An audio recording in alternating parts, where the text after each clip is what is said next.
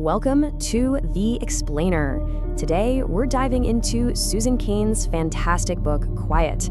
It's all about the power of introverts in a world that, let's be honest, never seems to stop talking. So let me just start by asking you this. Have you ever left a party or a big meeting, and even if it was fun, you just felt completely wiped out, like you just needed to get away and be by yourself for a while to feel like you again? If you're nodding your head right now, you are so not alone. In fact, you're in very good company. Research shows that about 1/3 of the population feels this exact same way. Think about that. 1 out of every 3 people. So why is this feeling so common, but we so rarely talk about it? Well, it's because we live in a world that's pretty much designed for one type of personality, what Susan Cain calls the extrovert ideal. To really get what this means, let's look at a great story from the book. Let's talk about Laura. She's this incredibly smart lawyer working in a super competitive, loud world of a Wall Street firm, and she always kind of felt like she didn't quite fit in. So one day, she's thrown into this monster negotiation against 9 bankers on the other side of the table. And her immediate reaction? Just sheer panic. She felt like she just wasn't that aggressive, table-pounding person the situation called for. But here's the thing.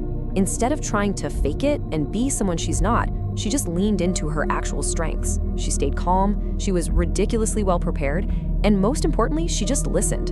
And she used her quiet nature to ask these incredibly sharp questions. And what happened? Her calm, thoughtful approach completely disarmed everybody. She not only got a fantastic deal for her client, but the lead banker on the other side was so impressed, he actually offered her a job. He saw her quiet style as a unique kind of power. Laura's story really makes you think, doesn't it? Why is it that our society so often rewards the loudest person in the room? Why would someone as talented as Laura even doubt her own abilities in the first place? Well, the book traces this all the way back to the turn of the 20th century.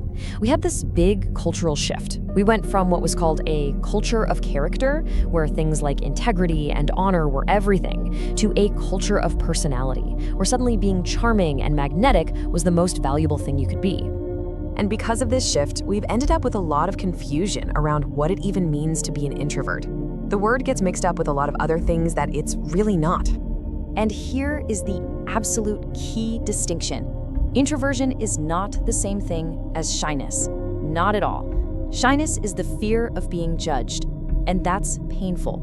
Introversion is just a simple preference for environments with a little less going on.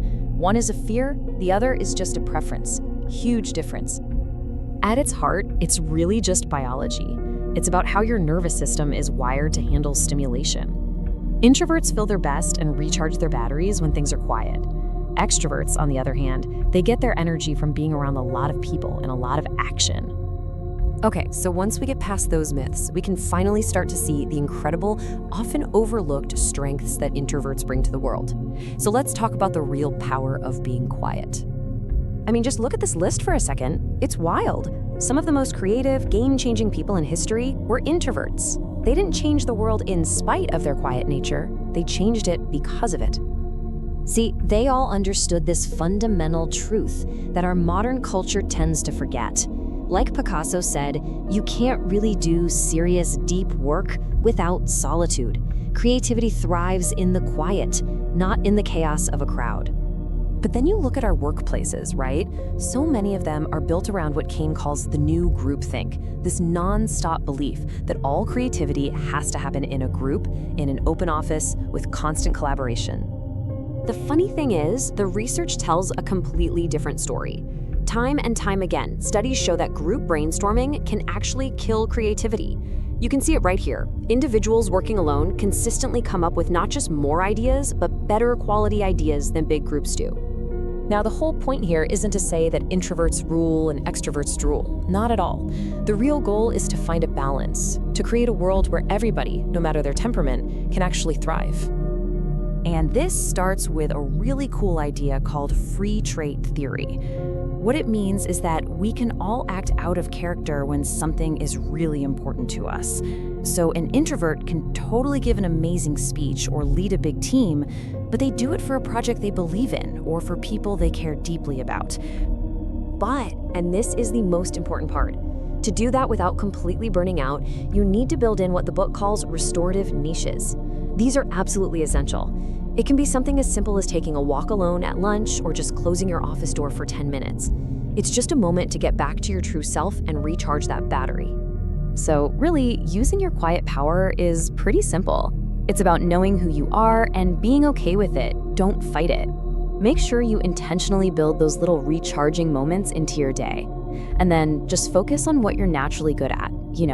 That deep thinking, that empathy, that focus, those are your superpowers. And that kind of leaves us with one last big question to think about. With all the really tough problems we face in the world, what if the answer isn't about finding the person who can shout the loudest? What if the key to our greatest breakthroughs is just learning how to finally listen to the quiet voices?